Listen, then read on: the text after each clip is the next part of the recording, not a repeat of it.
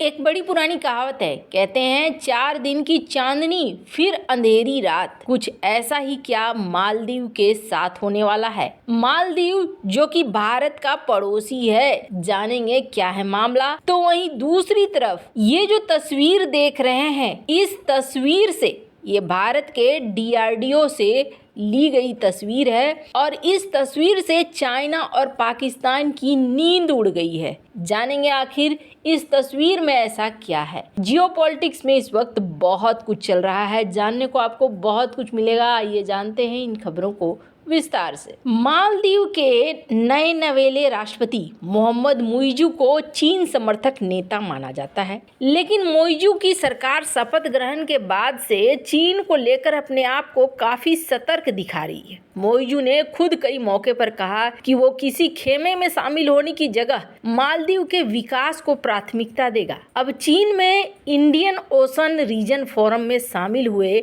मालदीव के उपराष्ट्रपति हुसैन मोहम्मद लतीफ ने अपने सीनियर नेता मुइज़ू की बात को फिर से दोहराया। उन्होंने चीन के कई बड़े नेता और अधिकारियों के सामने कहा कि हिंद महासागर में आपसी सहयोग बढ़ाने के लिए इस क्षेत्र के सभी देशों को शामिल करना चाहिए, गुटबाजी से बचना चाहिए। चीन ने इस फोरम को हिंद महासागर में भारत का मुकाबला करने के लिए बनाया था। पिछले साल इब्राहिम मोहम्मद सोलिह के कार्यकाल में मालदीव ने इस फोरम में हिस्सा लेने से इनकार कर दिया था। दक्षिण पश्चिम चीन के यूनान प्रांत के राजधानी कुनमिंग में इंडियन ओशन रीजन फोरम में मालदीव के उपराष्ट्रपति हुसैन मोहम्मद लतीफ ने कहा कि उनका देश हिंद महासागर क्षेत्र में मजबूत रिश्ते बनाने, विशेषज्ञता साझा करने, उदार और समृद्ध क्षेत्र बनाने में दूसरे देशों के साथ कंधे से कंधा मिलाकर काम करने के लिए तैयार है। उन्होंने कहा कि मालदीव 2011 में सबसे कम विकसित देशों की सूची से बाहर आ चुका है। इसके बाद से ही उसने क्षेत्र में शांतिपूर्ण सह अस्तित्व समृद्धि में योगदान देने के लिए हिंद महासागर और उससे आगे अपनी साझेदारी को मजबूत करने की कोशिश। लतीफ ने कहा कि हिंद महासागर में सहयोग बिना किसी भेदभाव के समावेशी होना चाहिए। इसमें क्षेत्र के सभी देशों को शामिल करना चाहिए। मालदीव की राजधानी माले में राष्ट्रपति कार्यालय से जारी भाषण में उन्होंने कहा कि गुटबाजी कम होना चाहिए और भी देशों को यहाँ पर मिलना चाहिए, मिलकर यहाँ योगदान देना चाहिए।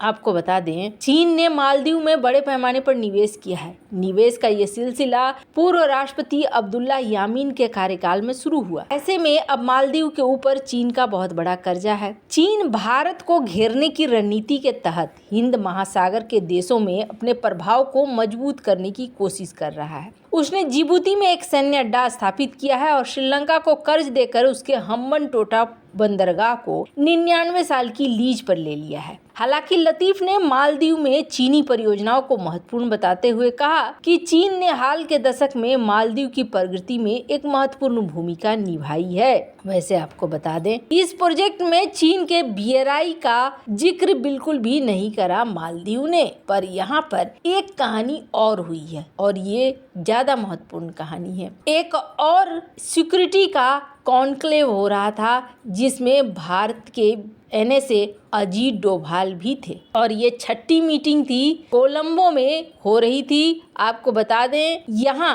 मालदीव इसका को-फाउंडर है, पर इस मीटिंग में मालदीव के NSA शामिल नहीं हुए। अब इससे आपको समझ में आ रहा होगा कि असल मकसद मालदीव का क्या है। स्क्रीन पर आप आर्टिकल देख सकते हैं। यहाँ पर ये बैठक हुई, लेकिन इस बैठक में मालदीव शामिल नहीं हुआ। भारत के NSA अजीत डोभाल ने इस कॉन्क्लेव में कहा कि बहुत जरूरी है ओशियन सुरक्षा। ये पूरा बैठक आप देख सकते हैं, इस पूरे बैठक की तस्वीर देख सकते हैं, जिसमें ये तय किया गया कि हम क्या रोड मैप बनाएंगे, किस तरीके से चलेंगे यहाँ पर इस मीटिंग में आपको मालदीव के NSA नजर नहीं आएंगे। मतलब दो कहानी हुई। एक तरफ जहां मालदीव की पिछली सरकार चाइना के फोरम में शामिल नहीं हुई थी, तो वहीं देखने को मिला कि इस बार शामिल हुई मुइज़ू के नेतृत्व में। तो वहीं दूसरी तरफ इस फोरम को, जिसे मालदीव ने भारत श्रीलंका के साथ मिलकर बनाया था, इस पर वो शामिल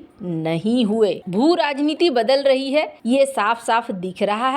लेकिन सच मानिए, जो भी देश चाइना के शरण में गया है वो देश डूबा ही है। और दूसरी बड़ी बात ये है कि अभी बहुत वक्त है। श्रीलंका में खेल बदला, बांग्लादेश में खेल बदला, पाकिस्तान में भी खेल बदल रहा है, तो मालदीव कोई बहुत बड़ी चीज नहीं है। वैसे आपको बता दें, मालदीव और पाकिस्तान में इन दिनों टेंशन शुरू हो गया है। और वो टेंशन किस चीज को लेकर? पाकिस्तान के सिरप और पाकिस्तान की दवाइयों को सस्पेंड कर दिया है मालदीव ने। कहा है कि ये दवाइयाँ शुद्ध नहीं है। जहां एक तरफ ये सब कुछ हो रहा है, तो वहीं दूसरी तरफ DRDO के ऑफिस से कुछ ऐसी तस्वीरें निकल रही है जिन तस्वीरों ने एक डर सा पैदा कर दिया है, और खास तौर पर चाइना और पाकिस्तान के लिए। चाइना और पाकिस्तान जिस तरह की तैयारियां कर रहे हैं, उससे दुगनी तैयारियां भारत को करनी पड़ेगी,